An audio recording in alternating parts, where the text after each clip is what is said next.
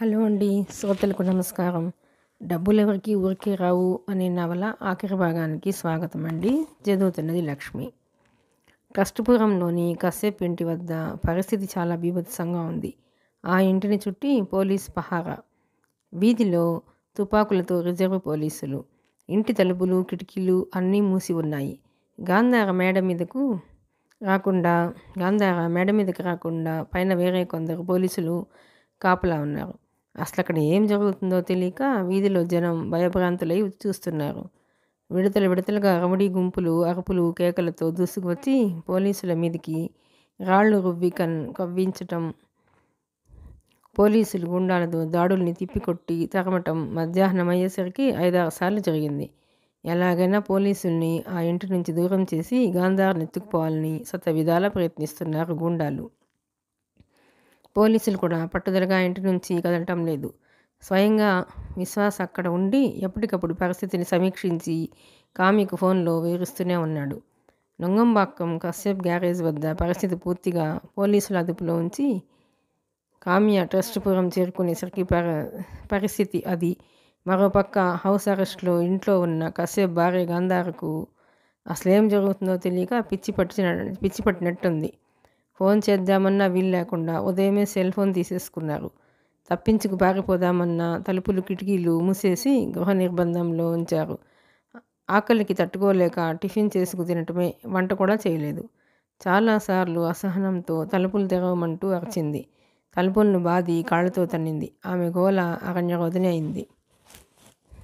తన భర్త కశ్యప్ ఏదో చేసుండాలి, లేకపోతే ఇంత సెక్యూరిటీ రాదు. ఏం చేసుంటాడు ఊహకి అందటం లేదు. కనీసం తన ముందుకొచ్చి ఎవరూ ప్రశ్నించకపోవటం మరీ ఆశ్చర్యంగా ఉంది. కశ్యప్ ఇంటికి వచ్చి 5 రోజులైంది. ఆ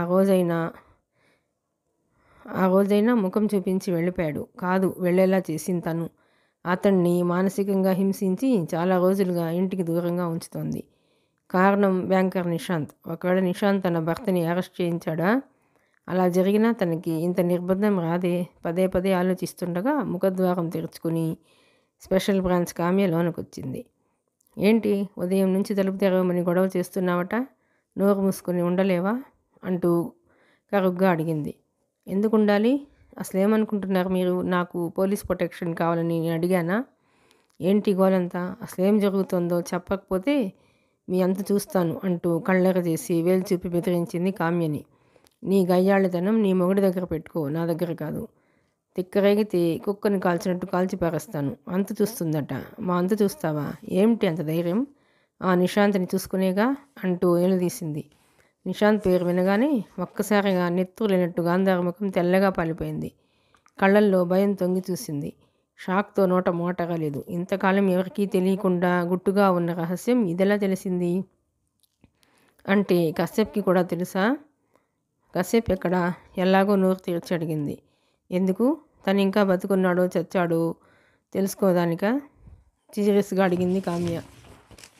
చూడు, మొగుడిని చంపుకొని బాగుపడాలని చూసే డబ్బు పిచ్చి పట్టిన లేడీని నిన్నే చూస్తున్నాను. అదే నిశాంత్ లాంటి రోగిని నమ్ముకుని వెళ్ళు. నువ్వేమీ తెలుసుకోనక్కర్లేదు. నోరు మూసుకుని లోపలికెళ్ళు అంటూ హెచ్చరించి తలుపులు మూసి బయట తాళం వేసింది కామ్య. ఇదే సమయంలో అక్కడ శిథిల భవనంలో ఉన్న నిశాంత్ పరిస్థితి చాలా ఘోరంగా ఉంది. పడుకుంటే నిద్ర పట్టదు, లేస్తే టెన్షన్, అటు ఇటు తిరుగుతూనే ఉన్నాడు. మధ్య విస్కీ తాగి సిగరెట్లు తగలేస్తున్నాడు. ఎప్పటికప్పుడు గర్భయ్య లోనకొచ్చి పరిస్థితి వివరిస్తున్నాడు. కానీ ఒక్క వార్త కూడా తనకు అనుకూలంగా లేదు.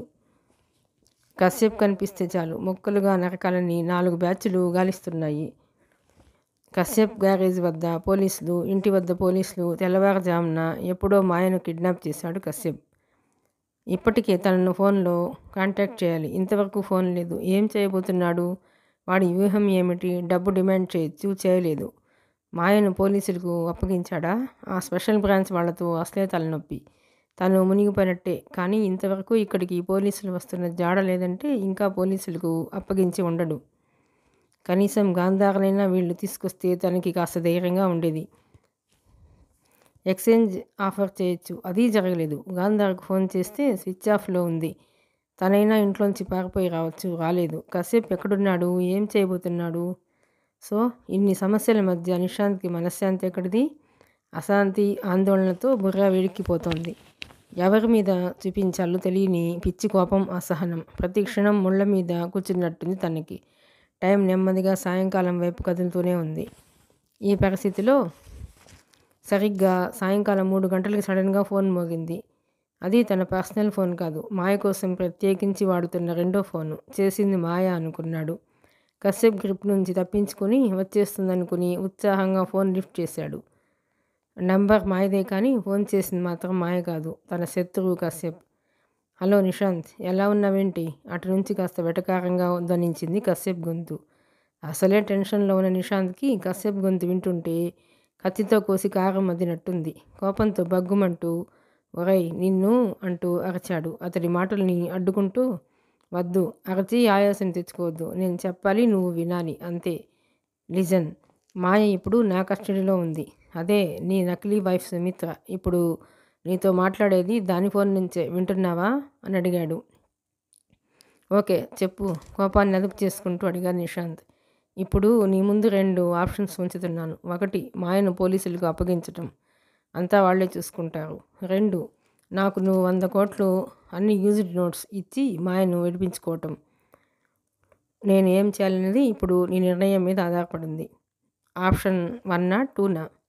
ఓకే, మాయ నాకు కావాలి, కానీ 100 కోట్లు చాలా ఎక్కువ. 50 ఇస్తాను. ఇదేమీ ఉల్లిపాయల బేరం కాదు. నీ మూలంగా నేను పడిన కష్టాలకి ఇది చాలా తక్కువ. అంత ఇచ్చుకోలేను. ఇవ్వాలి అంతే. లేదంటే నాకు డబ్బక్కర్లేదు. మాయను స్పెషల్ బ్రాంచ్ వాళ్ళకి అప్పగించేస్తాను. ఓకే తొందరపడకు. నువ్వు అడిగినంత డబ్బిస్తాను, బట్ స్పాట్ ఎక్స్చేంజ్. ఓకేనా? Not okay. నువ్వు గుంటనక్కవని తెలుసు. నిన్నెవడు నమ్మేది? మాయ నీ చేతికి రాగానే మళ్ళీ ఎక్కడో నన్ను ఇరికించాలని చూస్తావు. అలా కాదు, నేను చెప్పినట్టు చేస్తేనే. చెప్పు, ఏం చేయాలి?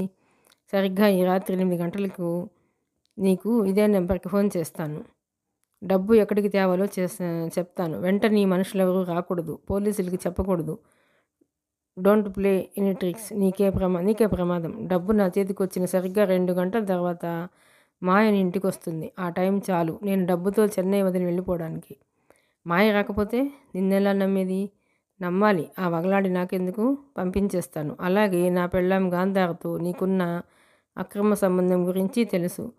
అది నాకు వద్దు. గాంధార్ను నీకే వదిలేస్తా. నువ్వే ఉంచుకో. ఏమంటావు? నిశాంత్ కాసేపు మౌనంగా ఉండిపోయాడు. కాసేపు లైన్లో వెయిట్ చేస్తున్నాడు. డీల్ ఓకే చేద్దామా వద్దా అని మనసులోనే కాసేపు గింజుకున్నాడు నిశాంత్. ఒప్పుకోవాలి, తప్పదు. మాయతో పాటు గాంధార్ను వదిలేస్తానంటున్నాడు. ఇక సమస్య ఏముంది? సమస్య ఏముందిలే అనుకున్నాడు కానీ తనను ముంచేసే సమస్య ఒకటి కాచుకున్నదని ఆ క్షణంలో నిశాంత్ ఊహించలేదు. అందుకే ఓకే చెప్పేశాడు. థ్యాంక్ యూ అన్నాడు కశ్యప్. నువ్వు మాయను వదిలేస్తున్నావు? షూర్. నీ భార్య గాంధార కూడా నాదే. చెప్పాగా, దానికి కూడా నీకే వదిలేసి చెన్నై వదిలి వెళ్ళిపోతాను. మాట తప్పవుగా? మాట తప్పటం, మోసాలు చేయటం అది నా అలవాటు కాదు. చెప్పింది చేస్తాను. అయితే ఓకే, డబ్బు రెడీ చేస్తాను. ఆ పని మీద ఉండు. అన్ని యూజ్డ్ నోట్స్, కొత్తవి కాదు, ఇస్తాను. ఓకే, ఇక నీ రమడి మూకల్ని వెనక్కి పిలువు. ఇక ఎక్కడా నాకు వాళ్ళు కనిపించకూడదు. రాత్రి సరిగ్గా 8 గంటలకు డబ్బు ఎక్కడికి తేవాలో చెప్తాను. బాయ్ అంటూ లైన్ కట్ చేశాడు కశ్యప్. నిశాంత్తో మాట్లాడి ఫోన్ స్విచ్ ఆఫ్ చేశాక ఇద్దరి వంక చూశాడు కశ్యప్. ముగ్గురు మాయగదిలోనే ఉన్నారు. కశ్యప్ ఏం చెప్తాడా అని ఆత్రంగా చూస్తున్నారు అవతలిద్దరు. వాళ్ళని సస్పెన్స్లో ఉంచకుండా కశ్యప్ ఏం చెప్తాడా అని ఆత్రంగా చూస్తున్నారు అవతలిద్దరు. వాళ్ళని సస్పెన్స్లో ఉంచకుండా డీల్ ఓకే, నా డిమాండ్స్కి నిశాంత్ ఒప్పుకున్నాడు అన్నాడు వెంటనే. డీల్ ఎంత అడిగింది సింధూర. 100 కోట్లు చెప్పాడు. బాప్రే, 100 కోట్లు అంటూ ఆనందంతో గుండెల మీద చేతులు వేసుకుని వెనక్కి పడిపోయింది మాయ. అప్పుడే సంతోషపడకు, డబ్బింకా మన చేతికి రాలేదు. నువ్వు తెచ్చేస్తావు, నాకు తెలుసు. జాగ్రత్తగా హ్యాండిల్ చేయాలి. నిశాంత్ కౌంటర్ ప్లాన్ వేయకముందే పని పూర్తి చేయాలి అంది మాయ లేచి కూర్చుంటూ. అంతలోనేదో గుర్తొచ్చి కశ్యప్ భయంగా చూసింది. నిజం చెప్పు, నన్ను ఆ దుర్మార్గుడికి అప్పగించవుగా? అలాంటిదేమన్నా ఉంటే ఇప్పుడే చెప్పు అని అడిగింది. కశ్యప్ నవ్వాడు. డోంట్ వరీ, అలాంటిదేమీ లేదు. ఇక నుంచి నీ జీవితం నీ ఇష్టం, స్వేచ్ఛగా ఎగరొచ్చు. చెప్పాగా, నిన్ను స్పెషల్ బ్రాంచ్కి అప్పగిస్తాననగానే భయపడి నా షరతులకు ఒప్పేసుకున్నాడు. పని పూర్తయ్యే వరకు నువ్వు ఇక్కడే ఉంటావు. నీ షేర్ 25 కోట్లు నీకు ఇచ్చేస్తాను. ఓకేనా అన్నాడు.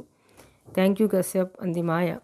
అవును, నువ్వేంటి చెప్తానంటూ ఊరుస్తావు కానీ సుమిత్ర డెడ్ బాడీ విషయం ఏంటో చెప్పవేంటి? ఇప్పుడన్నా చెప్తావా అని అడిగాడు.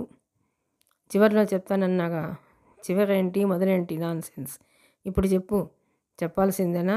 చెప్పి తీరాలి అంతే. ఉత్తినే చెప్పేస్తే ఎలా? అదేంటి? నీ మీద నాకు మనసుంది, ఆ సంగతి నీకు తెలుసు.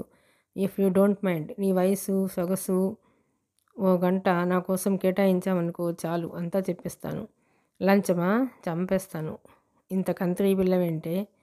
నువ్వు తిట్టు కొట్టు చంపు, నేను ఇంతే. మన మధ్య అది జరగాల్సిందే.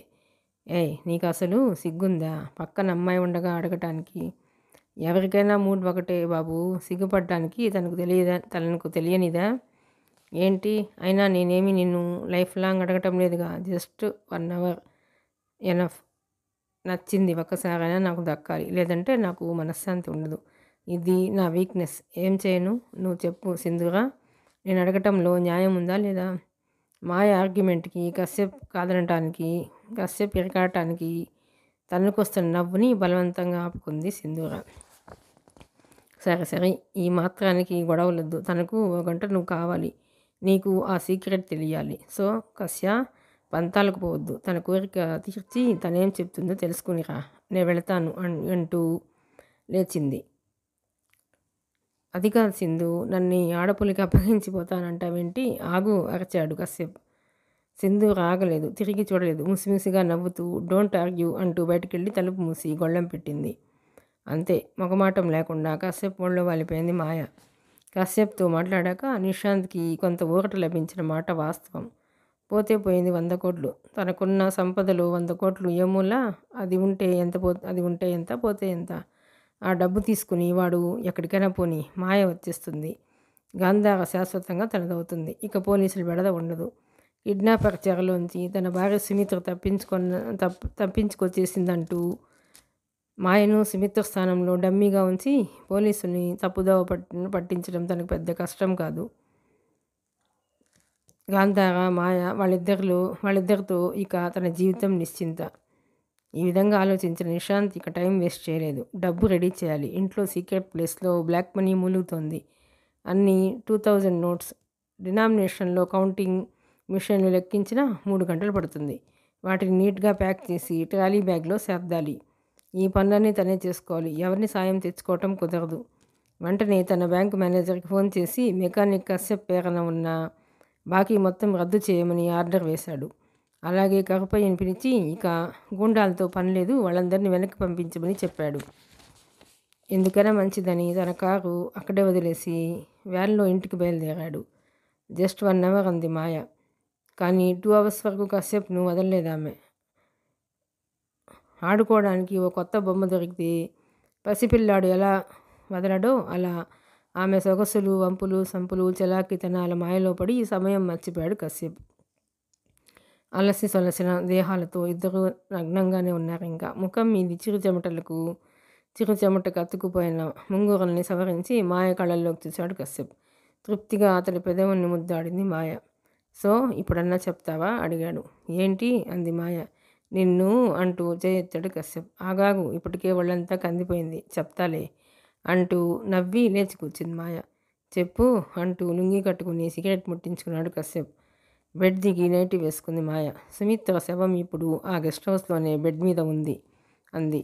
వింటూనే నిర్ఘాంతపోయాడు కశ్యప్. అదెలా అని అడిగాడు వెంటనే.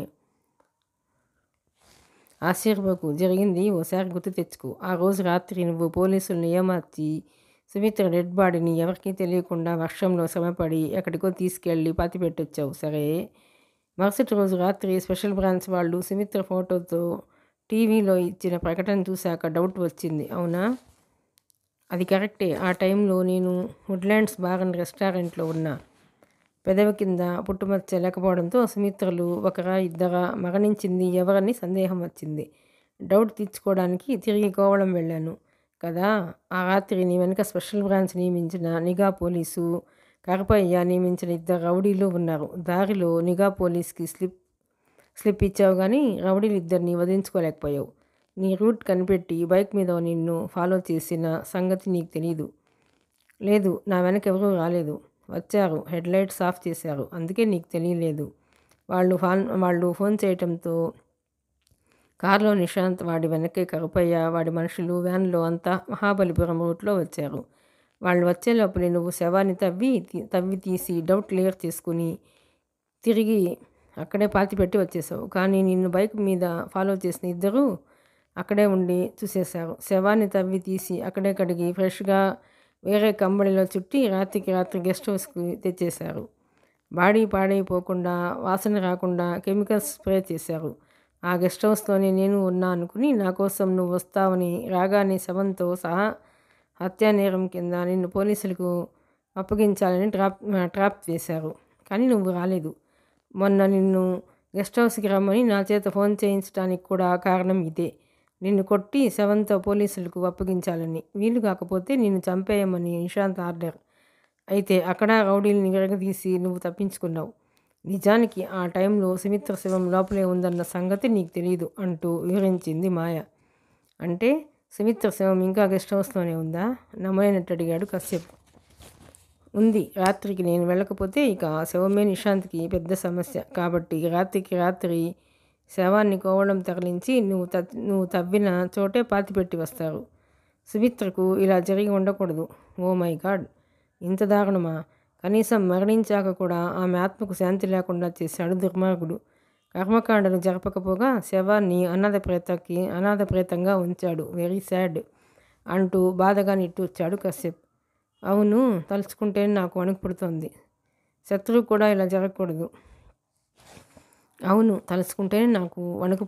శత్రువు కూడా ఇలా జరగకూడదు. కేవలం గాంధారకు తనకు మధ్య నీ అడ్డు తొలగించాలనే ఇదంతా చేశాడు. వాడి వెనితో వాడి కన్నే పొడవాలి. శవంతో వాడే పోలీసులకు దొరికితే చాలు. అయిపోయాడే అంది మాయ.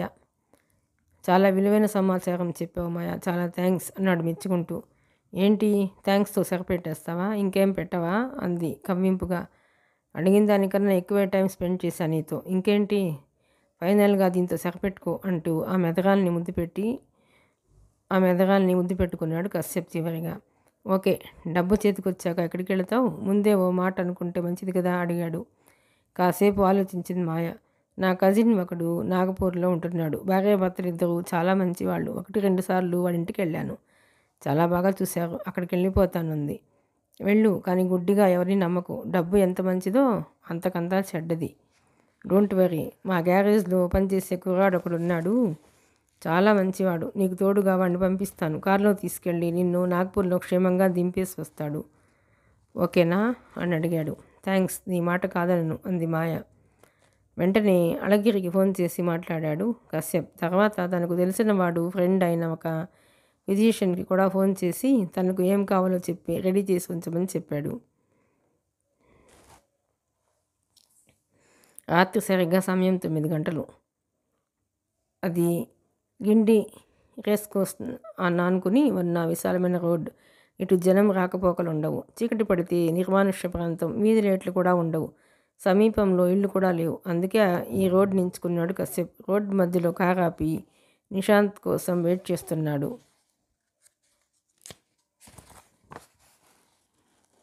నిజానికి అప్పటికి అర్ధగంట క్రితమే అక్కడున్నాడు కశ్యప్. ప్లేస్ ముందే చెప్తే నిశాంత్ తన మనుషుల్ని ముందుగా పంపించి కాపు కాచి దెబ్బతీసే ప్రమాదం ఉంది. అందుకే ఇక్కడికి వచ్చాకే డబ్బు ఎక్కడికి తేవాలో ఫోన్ చేసి చెప్పాడు. నిశాంత్ బయలుదేరి వస్తున్నాడు. అతడి కోసమే వెయిటింగ్.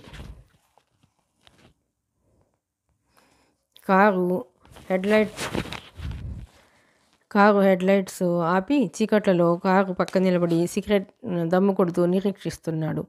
ఆ రోజు ఎగ్మోర్ రైల్వే స్టేషన్లో జరిగినట్టు కాదు. టెన్షన్ లేదు, హడావుడి లేదు, కంగారు లేదు. అంతా సవ్యంగా జరిగి డబ్బు తన చేతికి వస్తుందన్న నమ్మకం ఉంది. ఫోన్ చేసినప్పుడే నిశాంత్ని మరోసారి హెచ్చరించాడు. ఆ కారు వెనుక కానీ ముందు కానీ మరో వాహనం రాకూడదు. కారులో నిశాంత్ తప్ప ఎవరూ ఉండకూడదు. వస్తున్నట్టు డౌట్ వస్తే సైలెంట్గా వెనక్కిపోయి మాయను స్పెషల్ బ్రాంచ్ వాళ్ళకి అప్పగించేస్తానంటూ హెచ్చరించాడు కూడా. షరతులన్నీ అంగీకరించాడు నిశాంత్. క్షణాలు భారంగా దొర్లుతున్నాయి. సరిగ్గా 9-10 నిమిషాలకు ఏవో వెహికల్ హెడ్లైట్ల కాంతిలో ఇట్టే వస్తున్నట్టు గమనించాడు కశ్యప్. వెంటనే సిగరెట్ అవతల పారేసి స్టీరింగ్ ముందు కూర్చుని డోర్ మూశాడు. తన కారు కారు నెంబర్ తెలియకూడదని వెంటనే హెడ్లైట్స్ ఆన్ చేశాడు. ఫోన్ అందుకుని నిశాంత్ నెంబర్కి ఫోన్ చేశాడు. వస్తోంది నువ్వేనా అడిగాడు. అవును నేనే. నిశాంత్ గొంతు వినిపించింది. Cash back తెస్తున్నావా? తెస్తున్నా. 100 కోట్లు. లెక్క తేడా కాదుగా. అలాంటిదేమీ ఉండదు. నువ్వు అడిగినంత తెచ్చా. తన కారుకి 200 గజాల దూరంలో ఉండగానే చాలు, కారు అక్కడే ఆపు అన్నాడు కశ్యప్. నిశాంత్ వచ్చింది కారు కాదు, వ్యాన్. అక్కడే ఆపేశాడు నిశాంత్. చెప్పు, నువ్వు వస్తున్నావా నేను తీసుకురానా? ఫోన్లో అడిగాడు నిశాంత్. రావద్దు, క్యాష్ బ్యాక్ అక్కడే రోడ్డు మీద వదిలి నువ్వు వెనక్కి వెళ్ళిపో. ఇప్పుడు 9:10 నిమిషాలు. సరిగ్గా 11:10 నిమిషాల్లోపే మాయ నీ ముందుంటుంది. తనని ఎక్కడికి రమ్మంటావో చెప్పు. డెన్, అదే శిథిల భవనం.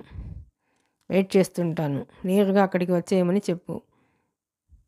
ఓకే, పంపించేస్తాను. నిశాంత్ వ్యాన్ దిగటం, క్యాష్ బ్యాగ్ని లాగి రోడ్డు మీద ఉంచటం కశ్యప్ గమనిస్తూనే ఉన్నాడు. తిరిగి ఈ కారు ఎక్కాడు నిశాంత్. హలో కశ్యప్, నా మాట నిలబెట్టుకున్నాను. నీ మాట కూడా నిలబెట్టుకోవాలి హెచ్చరించాడు నిశాంత్. షూర్, డౌటే వద్దు. మాయ నీ వద్దకు వచ్చేస్తుంది. ఇక బయలుదేరు అంటూ లైన్ కట్ చేశాడు కశ్యప్. చూస్తుండగానే నిశాంత్ వ్యాన్ రివర్స్ తీసుకుని వచ్చిన దారిని వేగంగా వెళ్ళిపోయాడు. అది దూరం కాగానే తన కారును బ్యాగ్ ముందుకు తీసుకెళ్ళి ఆపాడు కశ్యప్. కారు దిగాడు. హెడ్లైట్స్ కాంతిలో బ్యాగ్ జిప్ ఓపెన్ చేసి చూశాడు. ఒక కట్టలాగి 5 లక్షలు తీసి జేబుల్లోకి తోశాడు. జీప్ మూసి బ్యాగ్ని కారు వెనక్కి లాక్కొచ్చాడు. ట్రాలీ బ్యాగ్ బరువుగా ఉంది. 100 కోట్లు మాటలా? కారు డిక్కీ తెరిచాడు. బ్యాగ్ని కష్టంగా ఎత్తి కారు డిక్కీలోనికి తోసి డిక్కీ మూసి లాక్ చేశాడు. వచ్చి స్టీరింగ్ ముందు కూర్చొని డోర్ మూశాడు. అంతే, ఇక తిరిగి చూడలేదు. కారు రివర్స్ తీసి నిశాంత్ వెళ్ళిన రూట్లో కాకుండా ఆపోజిట్ రూట్లో వేగంగా దూకించాడు. కశ్యప్కి ఇప్పుడు చాలా హ్యాపీగా ఉంది. పడ్డ శ్రమకు, మనక్లేశానికి, టెన్షన్లకు తగిన మూల్యం దొరికింది. ఇక చేసిన పాపాలకు నిశాంత్కు శిక్ష పడటమే మిగిలింది. ఇప్పుడు తన వ్యూహం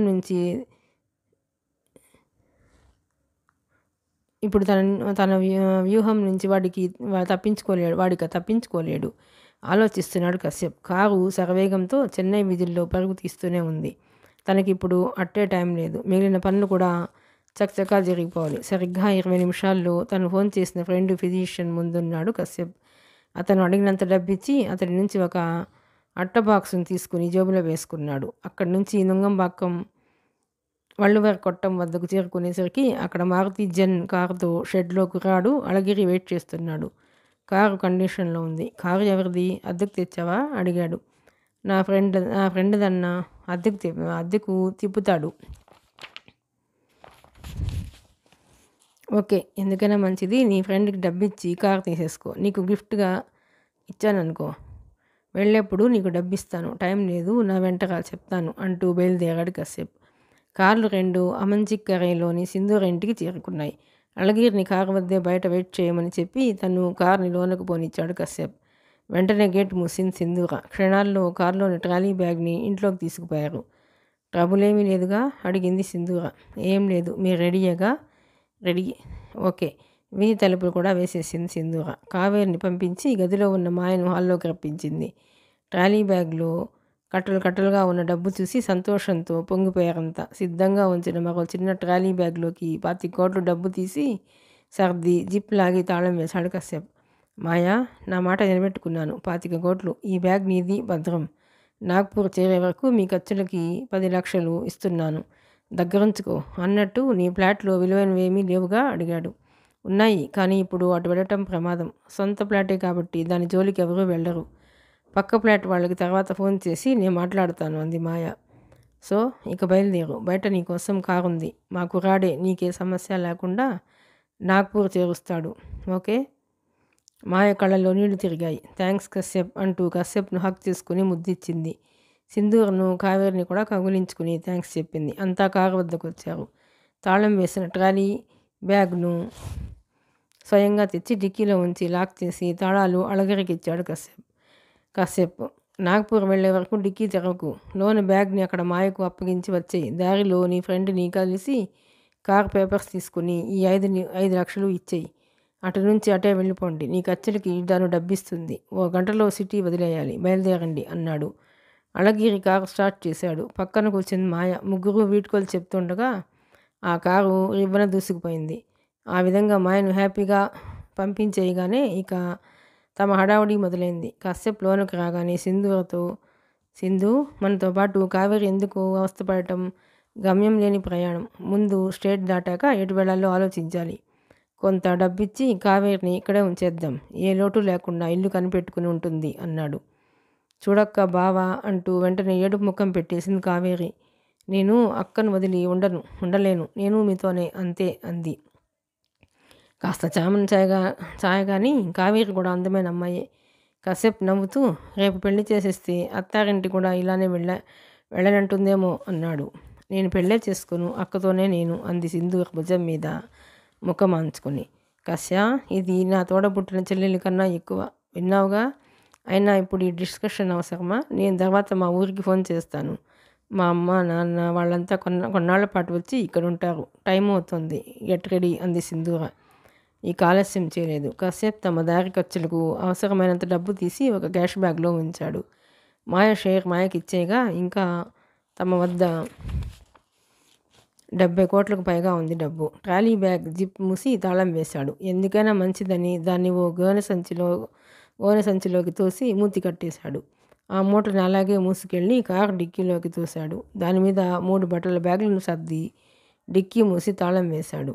అప్పటికి మేడ మీద కింద అంతటా కిటికీలు మూసేసింది కావేరి. సింధు అన్ని డోర్స్కి తాళం పెట్టేసింది. ఫైనల్గా ఏమన్నా మర్చిపోయామా అని చెక్ చేసుకున్నారు. అంతా బయటకు వచ్చారు. కశ్యప్ కార్ని గేటు బయటకు తీసుకెళ్ళి ఆపాడు. సింధూర ఫ్రంట్ డోర్స్ మూసి లాక్ చేసింది. కరెంట్ మెయిన్ ఆఫ్ చేసింది. కావేరితో బయటకు వచ్చాక గేటు కూడా మూసి తాళం వేసింది. తాళం చేతుల గుత్తిని జాగ్రత్త పెట్టమని కావేరికి ఇచ్చింది. తన హ్యాండ్ బ్యాగ్లో వేసుకుంది కావేరి. కాసేపు స్టీరింగ్ తీసుకున్నాడు. పక్కన సింధూర కూర్చుంది. కావేరి ఎదురుగా కారుని ముందుకు తీసుకెళ్ళి ఆపాడు కశ్యప్. కావేరి వెనక సీట్లో కూర్చుని డోరు మూసింది. అంతే. కారు స్టార్ట్ చేసి వేగంగా ముందుకు దూకించాడు కశ్యప్. అప్పటికి టైం సరిగ్గా రాత్రి 10:10 రాత్రి 10:30 టైం. అప్పటికింకా గాంధార నిద్రపోలేదు. భయం, ఆందోళన, అశాంతి, భవిష్యత్తు అగమ్యగోచరం. సాయంత్రం చీకటి పడేసరికి ఇటు పోలీసులు వెళ్ళిపోయారు, అటు గూండాలు వెళ్ళిపోయారు. అసలేం జరిగిందో, ఏం జరుగుతోందో ఒకటి అర్థం కాక అపరిమితమైన ఆందోళన. స్పెషల్ బ్రాంచ్ కామ్య మాటలే ఇంకా చెవిలో మారుమోగుతున్నాయి. మా అంతు చూస్తావా? ఏమిటే నీకంత ధైర్యం? ఆ నిశాంతిని చూసుకునేగా అని అడిగింది. అంటే తన మొగుడికే తెలియని తన రహస్య సంబంధం గురించి స్పెషల్ బ్రాంచ్ వాళ్ళకి ఎలా తెలిసింది? ఒకవేళ కశ్యప్ కూడా తెలిసిపోయిందా? అందుకే నా అసలు ఇంటికి రావటమే మానేశాడు. వచ్చి నిలదీస్తే తన ముఖమెలా చూపించేది? అసలు తను ఎక్కడున్నాడు? నిశాంత్కి ఫోన్ చేద్దామంటే తన ఫోన్ పోలీసులు తీసేసుకున్నారు. ఎవరి వద్ద ఉందో ఏంటో తిరిగి ఇవ్వకుండానే వెళ్ళిపోయారు. చీకటి పడిపోయింది. ఈ టైంలో నిశాంత్ వద్దకు వెళ్ళిపోదామన్నా ఎక్కడున్నాడో తెలియకుండా ఎలా వెళ్ళేది? ఎక్కడని వెతికేది? ఒకవేళ కశ్యప్కి తెలిసిపోయి ఉంటే మాత్రం తన ద్రోహాన్ని క్షమించడు. తనకున్న డబ్బు మీది మోహం, అత్యాశలే తన పాలిట శాపం కానున్నాయా? ఏదోటి చేస్తానన్న నిశాంత్ ఇంతవరకు ఏమీ చేయలేదు. చేస్తున్నాడేమో తెలియదు. ఏం చేయాలి? భయం, ఆందోళన, అశాంతి, తప్పు చేసిన కంగారు, ఏం చేయాలో తెలియని గాబరా వెరసి గాంధారను నిద్రకు దూరం చేశాయి. భోజనం కూడా చేయలేదు. ఈ పరిస్థితిలో సరిగ్గా 10:30 డోర్ బెల్ మోగింది. ఉలికిపడింది గాంధార. వచ్చింది ఎవరు? నిశాంత, కశ్యప్ప, పోలీసుల? తలుపు తీయాలా వద్దా? వణుకుతున్న చేతులతో తలుపులు తెరిచింది. ఎదురుగా డోర్లో కశ్యప్. గేటు బయట కారు ఆగుంది. బ్లాక్ అద్దాలు కావటంతో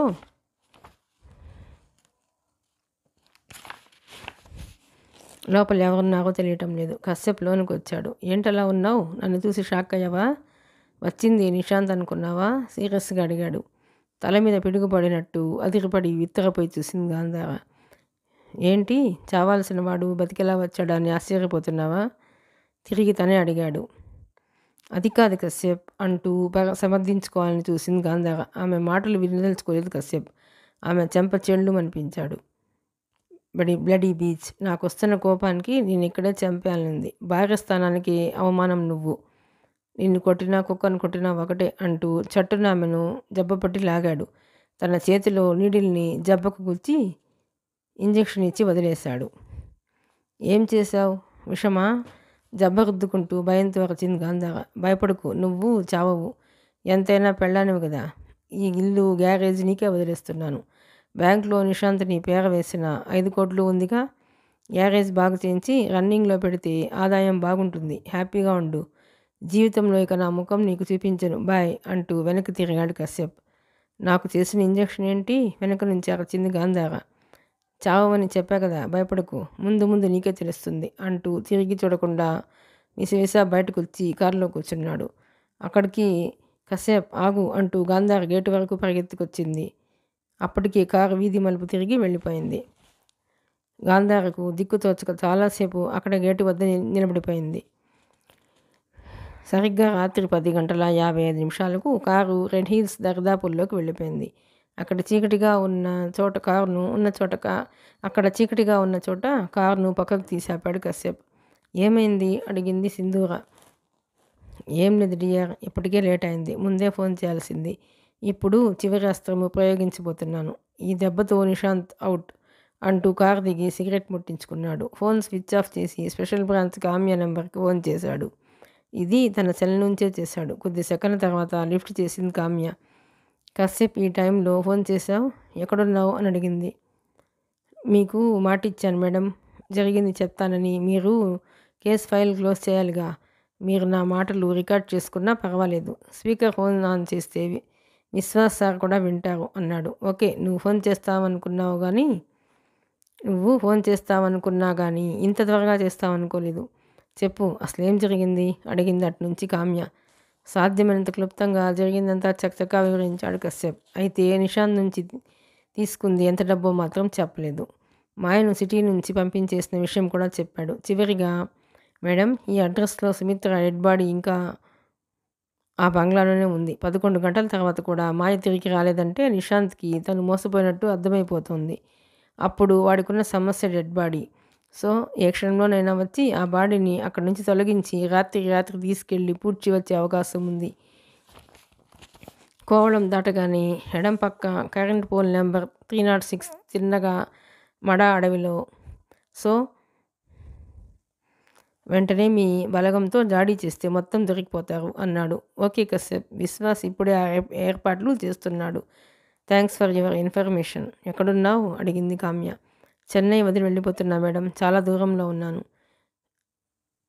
ఇక్కడున్నా ఇబ్బంది లేదు కానీ ఎందుకైనా మంచిది కొంతకాలం స్ట్రేట్ బయటే ఉండు. నీకు గిఫ్ట్గా కేసులో నీ పేరు మాయ పేరు లేకుండా తప్పించేస్తాను. ఇక దీని గురించి కానక్కర్లేదు. Thank you madam. నాదో రిక్వెస్ట్. నిశాంత్, గాంధార ఇద్దరిని మీరు తీసిన ఫోటోలు నా సెల్కి పంపిస్తారా? భవిష్యత్తులో గాంధార విషయంలో నాకు ఎవిడెన్స్గా ఉంటాయి. షూర్, ఇప్పుడే పంపిస్తాను. బాయ్ అంటూ లైన్ కట్ చేసింది అవతల కామ్య. కాసేపట్లోనే 1 డజన్ ఫోటోలు సెల్లోకి వచ్చాయి. కామ్య, నిశాంత్ల కార్లు పక్కపక్కన ఆగటం, ఇద్దరు జంటగా షాపింగ్ మాల్లోకి వెళ్ళటం, కలిసి క్యారీ బ్యాగ్లతో బయటికి రావటం, కారెక్కే ముందు గాంధార నిశాంత్కి ముద్దివ్వటం వంటి ఫోటోలన్నీ చాలా స్పష్టంగా ఉన్నాయి. వాటిని చూస్తుంటే కాసేపు కడుపు రగిలిపోతుంది. ఇప్పుడు ఇక ఆవేశపడి లాభం లేదు. ఫోన్ స్విచ్ ఆఫ్ చేసి జేబులో వేసుకుని తిరిగి కారు స్టార్ట్ చేశాడు. రెడ్ హిల్స్ దాటి కారు శరవేగంతో పరుగు ఆరంభించింది. ఇదే సమయంలో అక్కడ శిథిల భవంతిలో మాయ రాక కోసం 1000 కళ్ళతో ఎదురు చూస్తున్నాడు బ్యాంకర్ నిశాంత్. ఆందోళన, ఉద్వేగం, భయం నిలవనీయటం లేదు. టైం చూస్తే 11 గంటలు కావస్తుంది. కశ్యప్ ఎక్కడుంచిన సిటీ ఆ మూల నుండి ఈ మూలకు రావటానికి ఇంతసేపా? కశ్యప్ తనని మోసం చేసినట్టేనా?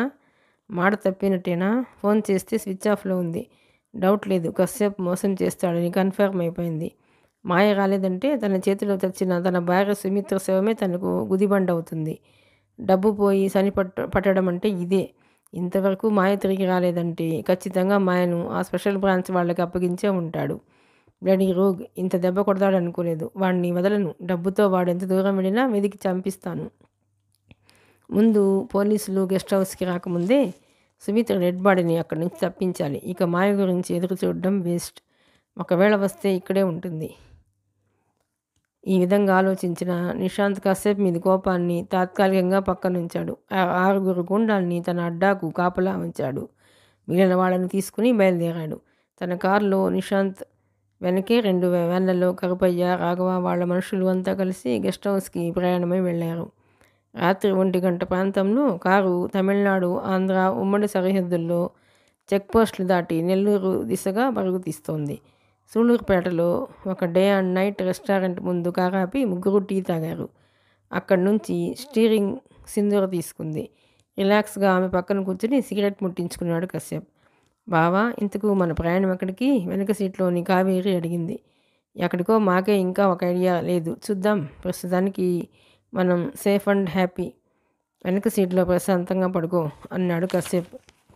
నాకు నిద్ర రావటం లేదు అంది కావేరి నిష్ఠూరంగా. నువ్వు చెప్పు సింధు, ఎక్కడికి పోదాం? సింధూర్ని అడిగాడు. నాకైతే కర్ణాటక బెటర్ అనిపిస్తోంది. మరీ దూరం వెళ్ళే కన్నా అదే బెటర్ కదా. అవుననుకో, చూద్దాం. రేపు విజయవాడలో ఉంటాం, ఎల్లుండి హైదరాబాద్. ఈ లోపల ఓ నిర్ణయానికి రాకపోతామా అంటూ సిగరెట్ ఆఖరి దమ్ములాగి బయటకు విసిరేశాడు.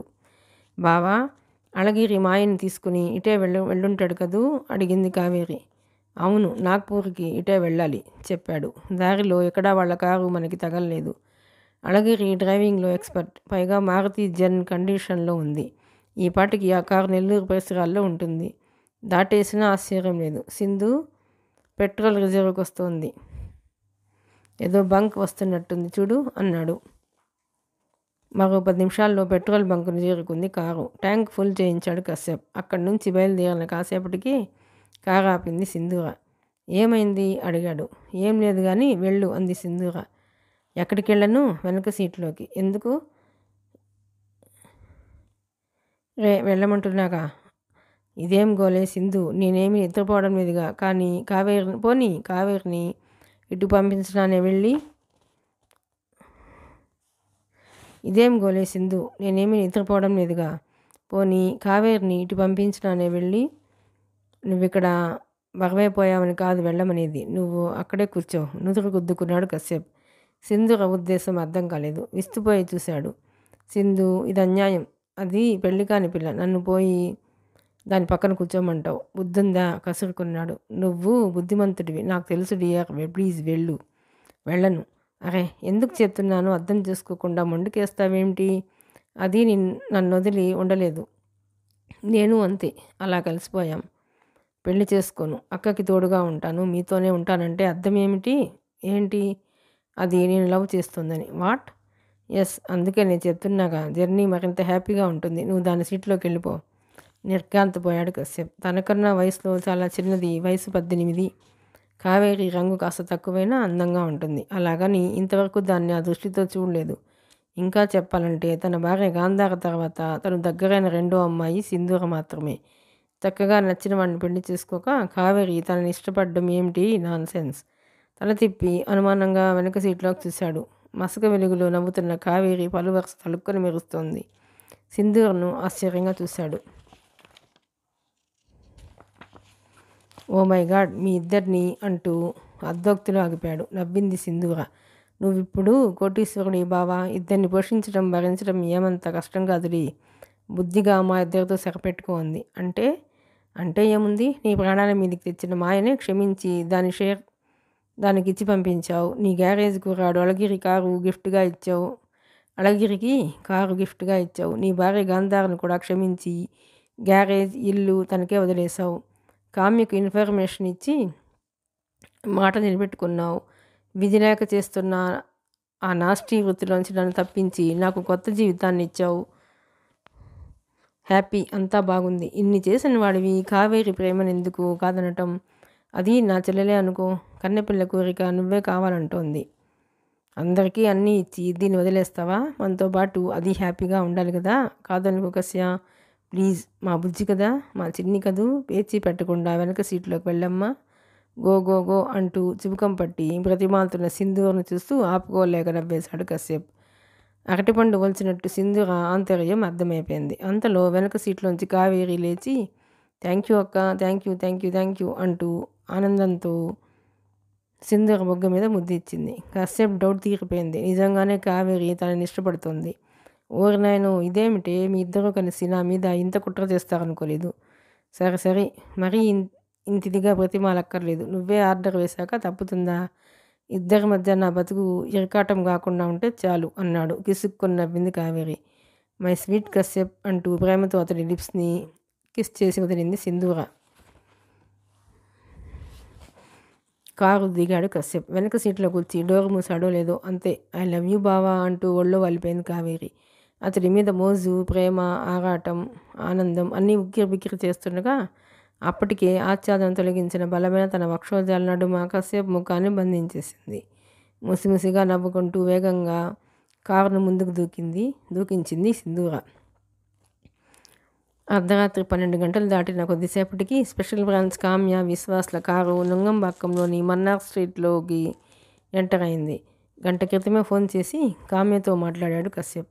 అయితే ఏర్పాట్లు పూర్తి చేసుకుని వచ్చేసరికి ఆ టైం అయింది. ఆ కారు వెనకే ఆ ప్రాంతం పోలీస్ స్టేషన్కి చెందిన ఒక జీప్ వస్తుంది. అందులో ఒక సర్కిల్, ఒక ఎస్ఐ, 6 పోలీసులు ఉన్నారు. జీప్ని అనుసరించి 2 పోలీస్ వ్యాన్లు వస్తున్నాయి. వాటిలో సుమారు 30 మంది స్పెషల్ పోలీసులు ఉన్నారు. నిశాంత్ను చుట్టి గుండా గుంపు ఉంది కాబట్టి ఆ మాత్రం పోలీస్ బలగం అవసరమే. వాహనాలన్నీ గెస్ట్ హౌస్ బంగ్లా వద్దకు వచ్చేసరికి ఆ ప్రాంతమంతా చీకటి గుహలా ఉంది. గెస్ట్ హౌస్కి కాపలా ఉన్న గుండాలు 4 పోలీసుల్ని చూడగానే గాబరాతో పరిగెత్తుకున్నారు. ఒకే ఒక్కడు మాత్రం పోలీసులకు చిక్కాడు. మిగిలిన వాళ్ళు చీకట్లలో ఎటో తప్పించుకు పారిపోయారు. దొరికిన గుండాని పోలీస్ స్టైల్లో హ్యాండిల్ చేయగానే జరిగింది చెప్పేశాడు. వాడు చెప్పిన దాన్ని బట్టి అంత క్రితమే నిశాంత్ వాడి మనుషులు గెస్ట్ హౌస్కి వచ్చారు.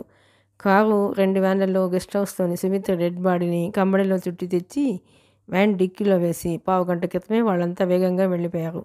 దొరికిన గుండాని కూడా వ్యాన్ ఎక్కించారు. వాడు నిశాంత్కి ఫోన్ చేయకుండా డామిట్ జస్ట్ మిస్ అయ్యారు అన్నాడు అసహనంగా విశ్వాస్.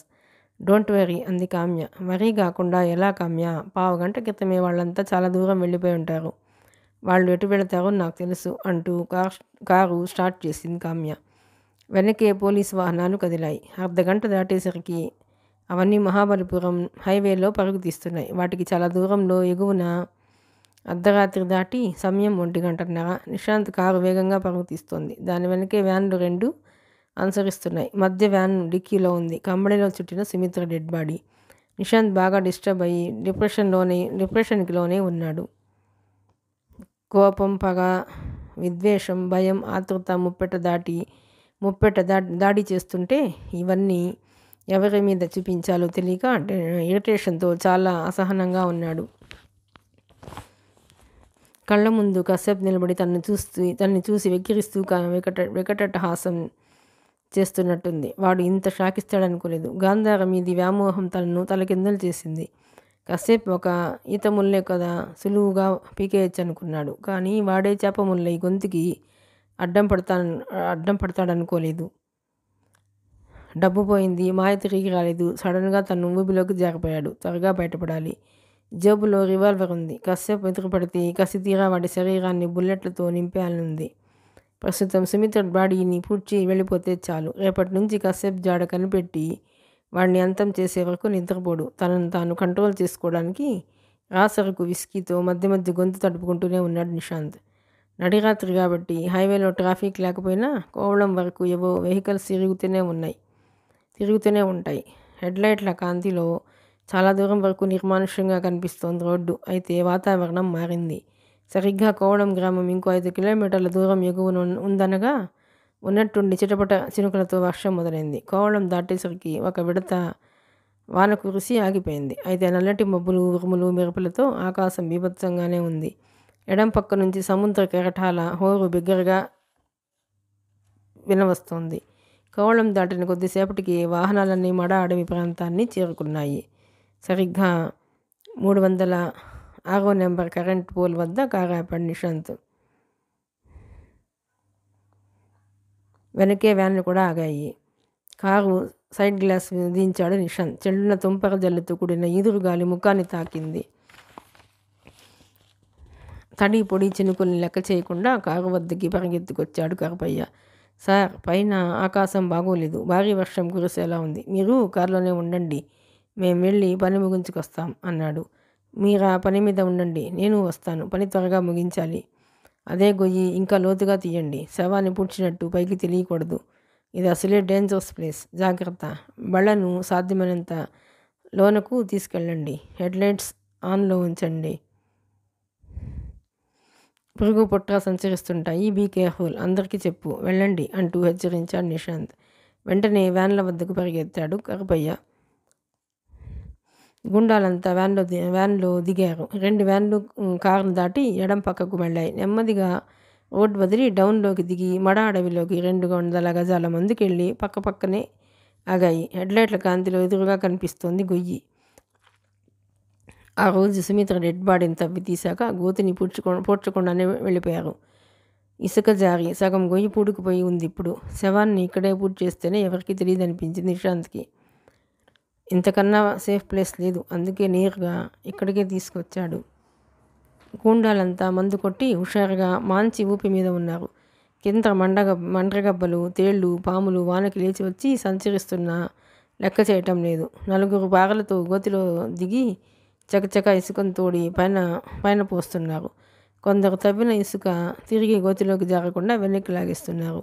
మిగిలిన వాళ్ళు ఇనుపరాళ్లతో కనిపించిన విషకీటకాలను తమ కాళ్ళకి అడ్డం పడి కరవకుండా చంపేస్తున్నారు. అటు వస్తున్న నక్కల గుంపు ఒకటి జనాన్ని చూసి దూరంగా పరుగులు తీశాయి. ఈ లోపల నిశాంత్ కూడా తన కారును వ్యాన్ల పక్కకు తెచ్చి ఆపాడు. బంధు ఎక్కువైనా స్టడీగానే ఉన్నాడు. కారు దిగి తోలబోతూ రాఘవ భుజం పట్టుకొని నిలదొక్కున్నాడు. గోతి సమీపంలోకి వచ్చి సిగరెట్ ముట్టించుకొని చూస్తూ త్వరగా కానిమ్మని హెచ్చరించాడు. చూస్తుండగానే గొయ్యి విశాలంగా మారింది. గొయ్యి సిద్ధమయ్యేసరికి అర్ధగంట సమయం పట్టింది. ఇసుక ఎర్రమట్టితో కూడిన గుల్ల నేల కావటంతో ఓ పక్కన తవ్వుతుంటే మరో పక్క పెళ్ళలు విరిగి పడుతున్నాయి. దాంతో 4 శ్రమపడినా అర్ధగంట తర్వాత కానీ గొయ్యి సిద్ధం కాలేదు. గోతిలోని 4 చేతులు అందించి పైకి లాగారు మిగతా వాళ్ళు. అంతవరకు గోతి ముందు అలాగే నిలబడినాడు నిశాంత్. టైం అవుతోంది, వెళ్ళి బాడీని తీసుకురండి త్వరగా అంటూ తొందర చేశాడు. 6 వెళ్ళారు. వ్యాన్ డిక్కీలో ఉన్న సుమిత్ర డెడ్ బాడీని కమ్మడితో సహా అలాగే మోసుకొచ్చి గోతి పక్కన దించారు. నిశాంత్ చివరిసారిగా చూడడం కోసం కంబళి విప్పారు. వెళ్ళకిల్లా పడింది బాడీ. కెమికల్స్ స్ప్రే చేయటం వలన బాడీ ఎక్కడా చెడలేదు. దుర్గంధం రావటం లేదు. కానీ కొద్దిగా బాడీ ఉబ్బింది. ముఖ్యంగా శవం ముఖంలోకి చూసి నిశాంత్ ఉలిక్కిపడ్డాడు. భీకరంగా ఉందా ముఖం. కనురెప్పలు ఉబ్బి కనుగుడ్లు ముందుకి పొడుచుకొచ్చి ఉగ్రరూపంలో సుమిత్ర తన్నే చూస్తున్నట్టుంది. జుత్తు చాలా వరకు ఊడిపోవడంతో వ్యాన్ల హెడ్లైట్ల కాంతిలో భయానకంగా ఉంది. నిశాంత్కు వెన్ను జలధరించింది. అదే సమయంలో ఆకాశంలో పెద్ద మెరుపు మెరిసింది. దగ్గరలో ఎక్కడో పిడుగు పడింది. దిక్కులు పగిలిపోతున్నట్టు పిడుగు శబ్దంతో ప్రతిధ్వనించింది అంతటా.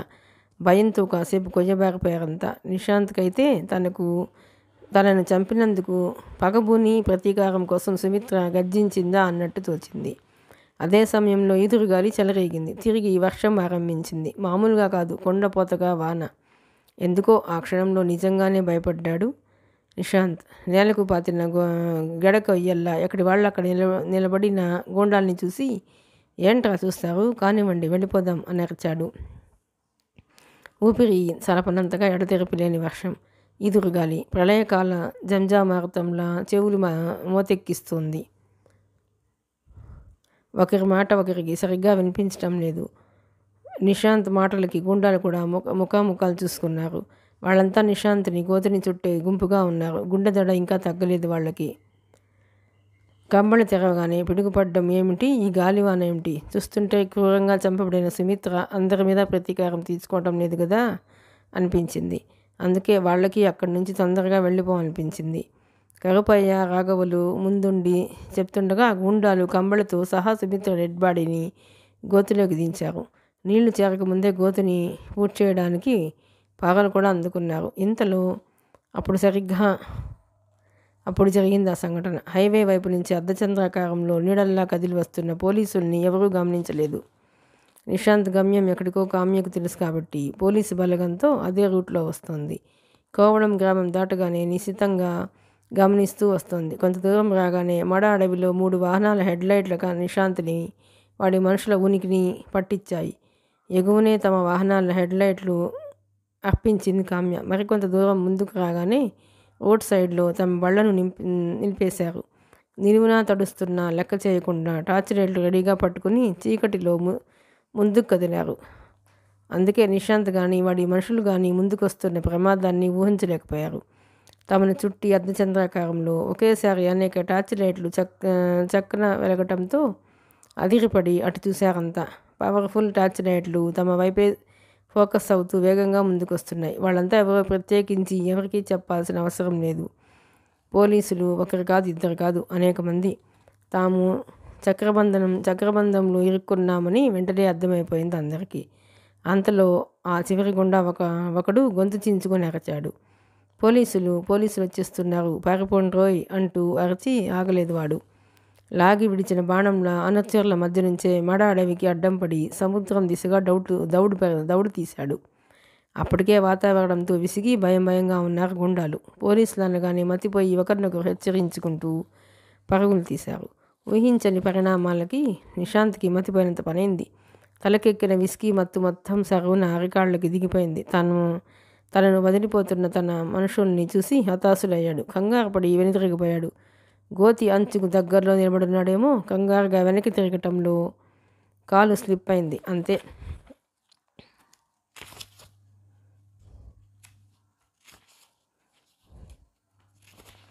ఎవరో గోతిలోంచి కాలు పట్టి బలంగా లాగేసినట్టు జర్రున జారి గోతిలోని సుమిత్ర శవం మీద పడిపోయాడు. ప్రాణభయం, కంగారు, భీతి పడ్డవాడి చివ్వున లేచి గోతిలోంచి బయటపడాలని గోతి అంచు పట్టుకుని పైకెక్కే ప్రయత్నం చేశాడు. చేయి వేస్తే అంచు జారిపోతోంది, కానీ చేతులకి పట్టు చిక్కటం లేదు. తను తవ్వించిన గొయ్యి తనకే ప్రాణ సంకటమైంది. 7 అడుగుల లోతున ఇసుక గొయ్యి. సాయం లేకుండా బయటకు రాలేడు. అతడి దురదృష్టం. చేయి అందించి పైకి లాగటానికి అక్కడ గుండాల్లో ఒకడూ లేకపోవడం. నమ్మిన బండ్లు కాకపోయా రాఘవులు కూడా అప్పటికి పలాయనం పాటించడంతో గోతిలో ఏకాకిలా మిగిలిపోయాడు నిశాంత్. ఈ లోపల చుట్టుముట్టిన పోలీసులు బారిపోతున్న రౌడీ మూకను వదలదలుచుకోలేదు. టార్చ్ లైట్లతో గాలిస్తూ వాళ్ళ వెంట పరిగెత్తి దొరికిన వాళ్ళని దొరికినట్టు బంధించేస్తున్నారు. గాలి హోరుతో పాటు పోలీసు విజిల్లు, అరుపులు, కేకలతో మడ అడవి మారుమోగింది. ఓ పక్క ఈ గొడవ జరుగుతుండగా కామ్య, విశ్వాసులు గోతి వద్దకు చేరుకున్నారు. నిశాంత్ గోతిలోకి జారిపోవడం దూరం నుంచే గమనించింది కామ్య. వాడు గోతిలో దాక్కున్నాడు అనుకుంది, కానీ వచ్చి చూశాక కానీ అర్థం కాలేదు. జారిపోయి పైకి రాలేక అవస్థపడుతున్నాడని. టార్చ్ లైట్లు గోతిలోకి ఫోకస్ చేసి చూశారు. గోతిలో సుమిత్ర డెడ్ బాడీ ఉంది. ఆమెను తొక్కుతూ పైకి ఎక్కలేక అవస్థపడుతున్నాడు నిశాంత్. చాలా దైన్యంగా ఉంది అతడి పరిస్థితి. మిరుమిట్లు గొలుపుతున్న టార్చ్ లైట్ల కాంతిని చూడలేక చేయి అడ్డం పెట్టుకున్నాడు. గోతికి ఒక పక్క నుంచి కామ్య, రెండో పక్క నుంచి విశ్వాసులు సమీపించారు. టార్చ్ వెలుగులో నిశాంత్ని చూశారు. Hello mister Nishant. So the game is over. సాధారణంగా ఎవరు తీసిన గోతిలో వాళ్లే పడతారంటారు, కానీ కశ్యప్ తీసిన గోతిలో నువ్వు పడతావు అనుకోలేదు. వెరీ సాడ్ అంది వెటకారంగా కామ్య. నిశాంత్ రోషంగా తలగిరేసి చూశాడు. నిలువున వర్షంలో తడుస్తున్నారు ముగ్గురు. వాన నీటితో క్రమంగా గొయ్యి నిండుతూ సుమిత్ర డెడ్ బాడీ పాక్షికంగా కనిపిస్తోంది. ఆ బాస్టర్డ్ కశ్యప్ మాట తప్పాడు. నా వద్ద డబ్బు కొట్టేసి మోసం చేశాడు. మాయను మీకు అప్పగించాడు కదూ. ఆ పిచ్చిది మీతో జరిగినంత చెప్పి నేరం ఒప్పుకొని ఉంటుంది అని అడిగాడు. లేదు, కశ్యప్ నీలాంటి వాడు కాదు.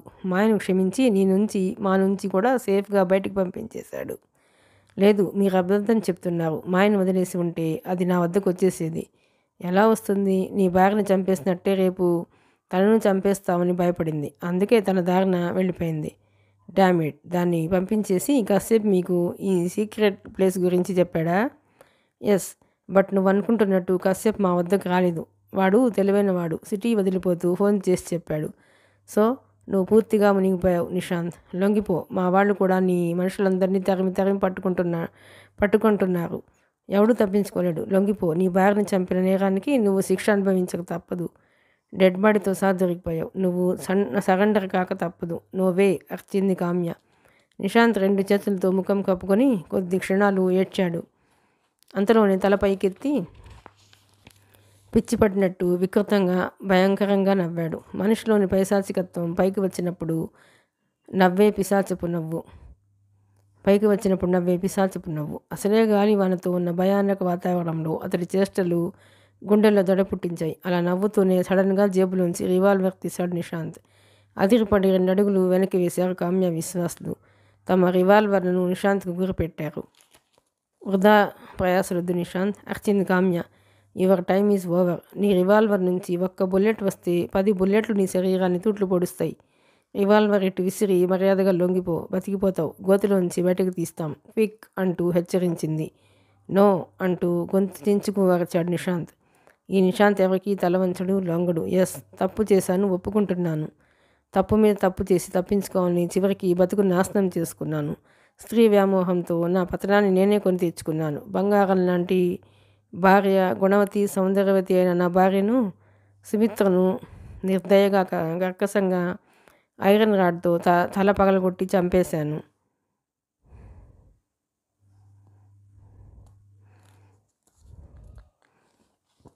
అది చాలదని కశ్యప్ భార్య గాంధార్ కోసం, మా మధ్య అడ్డు తొలగించుకోవటం కోసం సుమిత్ర హత్యా నేరాన్ని కశ్యప్ మీద రుద్ది వాడిని జైలుకి పంపాలని చూశాను. దారుణం, ఘోరం. నేను ఇలా చేయకూడదు. ఎస్, నేరం చేసింది నేనే, శిక్ష విధించుకుంటోంది నేనే. కశ్యప్ తెలివైనవాడు, నా వేలితో నాకన్నే పుడిచాడు. అయినా కూడా, అరే కశ్యప్, ఎక్కడున్నావా? నువ్వు ఓడిపోయావా? నేనే విన్ అయ్యాను. ఎస్, నేనే గెలిచాను. నేనే అరుస్తూ చట్టున రివాల్వర్ని తన కణతకు ఆంచుకున్నాడు. అదిరిపడి, నో, ఆగు నిశాంత్ అని అరిచింది కామ్య. తొందరపడకు నిశాంత్, స్టాప్ ఇట్, లొంగిపో అని అరిచాడు విశ్వాస్. ఇద్దరూ అతన్ని ఆపాలని ప్రయత్నించే లోపలే నిశాంత్ వేలు రివాల్వర్ ట్రిగ్గర్ మీద బిగుసుకుంది. దన్మంటూ గద్దించింది రివాల్వర్. పాయింట్ బ్లాంక్ రేంజ్లో రివాల్వర్ పేలటంతో బుల్లెట్ ఈ కణత నుండి ఆ కణత గుండా చెల్లున రక్తం వెదజల్లుతూ గాల్లోకి దూసుకుపోయింది. షాక్తో గొయ్యబారి అలాగే నిలబడిపోయారు కామ్య, విశ్వాస్లు. క్షణాల్లో ప్రాణం పోవటంతో నిశాంత్ డెడ్ బాడీ క్షమించమని అడుగుతున్నట్టుగా సుమిత్ర డెడ్ బాడీ కాళ్ల మీద కుప్పకూలిపోయింది. నిశాంత్ చివరికిలా ఆత్మహత్య చేసుకుంటాడని ఊహించలేదు కామ్య, విశ్వాస్లు. అందుకే అవాక్కయ్యి కాసేపు అలాగే గోతి అంచున నిలబడిపోయారు. గోతిలో వాన నీరు నిశాంత్ నెత్తురుతో ఎగబారుతోంది. ఈ లోపల పోలీసు బలగం పారిపోతున్న గూండాలను ఎవరిని వదలలేదు. అందరినీ వేట జాగిలాల్లా తరిమి పట్టి వ్యాన్ల వద్దకు లాక్కొస్తున్నారు. వాళ్ళల్లో గుండాల లీడరు కరపయ్య కానీ వాడి కుడి భుజం రాఘవ్ కానీ లేరు. వాళ్ళిద్దరూ మాత్రం ఎలాగో పోలీసులకు చిక్కకుండా తప్పించుకుని పారిపోగలిగారు.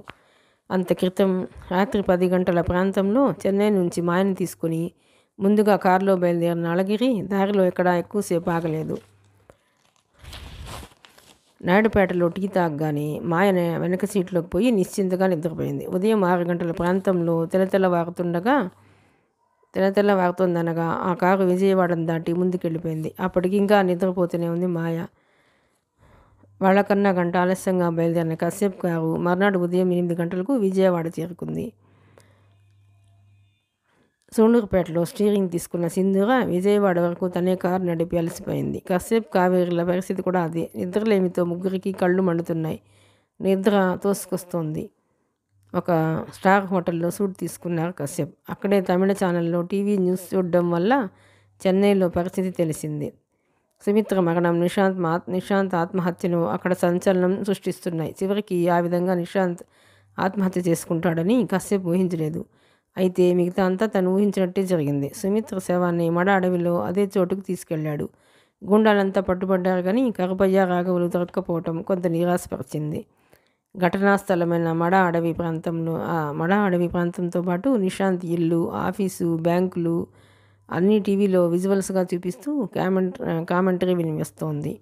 కామ్య, విశ్వాసులు మీడియాతో మాట్లాడడం కూడా టీవీలో చూశాడు. నిశాంత్ మరణంతో ఇక నిశ్చింత తనకు. స్నానాధికాలు ముగించి కాఫీ, టిఫిన్లు తీసుకోగానే ముగ్గురు నిద్రలోకి చేరుకున్నారు. ఆ రోజు మర్నాడు కూడా కశ్యప్, సింధూర, కావేరీలు విజయవాడలోనే స్టే చేశారు. కొండ మీద దుర్గమ్మను దర్శించుకున్నారు. భవానీ ద్వీపం వెళ్ళొచ్చారు. బీసెంట్ రోడ్లో షాపింగ్ చేశారు. 3వ రోజు ఉదయం విజయవాడ వదిలి హైదరాబాద్ ప్రయాణమయ్యారు. ఉపసంహారం. కాలం 4 సంవత్సరాల పాటు ముందుకు సాగింది. అప్పట్లో చెన్నైలో బిడ్డలు కలగకుండానే సుమిత్ర, నిశాంత్ దంపతులు గతించటంతో వాళ్ళ సెల్వం బ్యాంకు చుక్కాని లేని వాన్లా మారింది. వాళ్ళ స్థిరాస్తులకు నిజమైన వారసులం మేమేమంటూ నిశాంత్, సుమిత్రల ఇరుతరపు బంధువర్గం నుంచి ఆస్తి కొట్టేయడానికి కోర్టుకు వెళ్లారు 10 మంది. ఆ కేసులు వివిధ కోర్టుల్లో పెండింగ్లో ఉండగానే నిశాంత్, సుమిత్రల స్థిర చరాస్తులన్నీ కేసులు తేలే వరకు సీజ్ చేసి ఉంచమని హైకోర్టు ఆర్డర్ వేసింది. అలాగే వివిధ కోర్టుల్లోని ఈ కేసులన్నీ హైకోర్టుకి మార్చమని ఆదేశించింది. ఇప్పటికి 4 ఏళ్లుగా ఆ కేసులు కోర్టులో నలుగుతూనే ఉన్నాయి. ఈ లోపల అటు బ్యాంక్ ఎంప్లాయీస్, ఇటు డిపాజిటర్లు ఇబ్బందుల పాలవకుండా సెల్వం బ్యాంకును దాని 15 శాఖల్ని ప్రభుత్వం జాతీయం చేసి ఆదుకుంది. కామ్య, విశ్వాస్లు కశ్యప్ పేరు కానీ మాయ పేరు కానీ పొందుపరచకుండా మేనేజ్ చేసి కిడ్నాప్ కేసు ఫైల్ను క్లోజ్ చేసేశారు. ఆ విధంగా కశ్యప్కి ఇచ్చిన మాట నిలబెట్టుకుంది స్పెషల్ బ్రాంచ్ లేడీ ఆఫీసర్ కామ్య. ఇక ఆ రోజు మాయను తీసుకుని నాగ్పూర్ వెళ్ళిన అళగిరి తిరిగి చెన్నై రానేలేదు. తనకన్నా వయసులో 3 ఏళ్లు చిన్నవాడినప్పటికీ అళగిరి మంచితనం, నిజాయితీ, దారి పొడవునా తన పట్ల అతడు తీసుకున్న శ్రద్ధ మాయకు నచ్చింది. ఆ పైన కశ్యప్కి ఎంత విశ్వాసపాత్రుడు కాకుంటే డబ్బుతో సహా తనను వాడికి అప్పగిస్తాడు. కుర్రాడు కూడా చాకులా ఉండి అందంగా హుషారుగా ఉన్నాడు. దాంతో నాగ్పూర్ చేరేలోన అళగిరిని లైన్లో పెట్టేసింది మాయ. తన కజిన్ ఇంటికి చేరాక నాగ్పూర్లోనే మాయ అళగిరిని రిజిస్టర్ మ్యారేజ్ చేసుకుని అక్కడే సెటిల్ అయిపోయారు. వాళ్ళకి ఇప్పుడు 2 పిల్లలు. ఆ విధంగా సంసారంలో ఒదిగిపోయి అళగిరి చేత వ్యాపారాలు పెట్టించి అక్కడ మాయ హ్యాపీ. ఇక అదే రాత్రి బయలుదేరిన కశ్యప్, సింధూర, కావేరీలు విజయవాడ నుండి హైదరాబాద్, అటు నుంచి మహారాష్ట్ర, కర్ణాటక ఇలా 20 రోజులు హ్యాపీగా తిరిగాక చివరికి కర్ణాటకలోని గంగావతి సిటీకి చేరుకున్నారు. ముగ్గురికి ఆ ఊరు నచ్చింది. తెలుగు, తమిళం, కన్నడ వాసులంతా కలిసిమెలిసి జీవించేవారు. పెళ్లి చేసుకుని అక్కడ స్థిరపడిపోయాడు కశ్యప్. పొలాలు కొన్నాడు. సింధూర, కావేరీల కోసం ఇంద్రభవనం లాంటి బిల్డింగ్ కట్టించాడు. కార్లు, బైకులు, ట్రాక్టర్ల పెద్ద షోరూమ్తో పాటు ఆటో గ్యారేజ్ కూడా ఓపెన్ చేశాడు. షాపింగ్ మాల్ పెట్టాడు. ఇంటి వ్యవహారం అంతా కావేరి చూసుకోగా కశ్యప్కి సాయంగా సింధూర వ్యాపారాలు చూసుకుంటూ ఆనందంగా ఉన్నారు. వాళ్ళకి 3 పిల్లలు. సింధూరకి ఒక కొడుకు, కూతురు. కావేరికి ఒక కొడుకు. ఉమ్మడి సంసారం, మోస్ట్ హ్యాపీ. ఇక మిగిలింది గాంధార. చెన్నై నుంచి వెళ్ళిపోతూ ఆ రాత్రి కశ్యప్ ఇంజెక్షన్ చేసి వెళ్ళిపోయాడు కదా, అదేమిటో గాంధారకు అప్పుడు తెలియలేదు. కశ్యప్ చెప్పలేదు. కానీ కొద్ది రోజులు గడిచే కొద్దీ అదేమిటో గాంధారకు తెలిసొచ్చింది. కశ్యప్ ఇచ్చింది యాంటీసెక్స్ హార్మోన్స్ ఇంజెక్షన్. దీనివల్ల శరీరంలో సెక్స్ హార్మోన్ నశించి తను స్పందనలేని జడ పదార్థమైంది. వయసు ఉంది, అందం ఉంది, డబ్బుంది, కానీ లైంగిక సుఖం పట్ల ఆసక్తి నశించిపోయింది. తను అతడికి చేసిన ద్రోహానికి ఈ విధంగా కశ్యప్ కక్ష తీర్చుకున్నాడని గ్రహించి ఏడ్చింది. ఇటు నిశాంత్ ఆత్మహత్య చేసుకున్నాడు. అటు కశ్యప్ ఎక్కడున్నాడో తెలీదు. రెంటికి చెడ్డ బ్రతికైపోయింది. కశ్యప్ ఎప్పటికైనా తిరిగి రాకపోతాడా? వస్తే కన్నీళ్లతో అతడి పాదాలు కడిగి క్షమాభిక్ష అర్థించాలని పశ్చాత్తాపంతో ఎదురుతెన్నెలు చూస్తూ ఒక యోగిన్లా కాలం వెళ్ళదీస్తోంది గాంధార. అయిపోయిందండి. మరో మంచి నవలతో మళ్ళీ కలుద్దాం. ప్లీజ్ అండి, ఈ నవల కనుక మీకు నచ్చినట్లయితే లైక్ చేయండి, షేర్ చేయండి, సబ్స్క్రైబ్ చేయండి.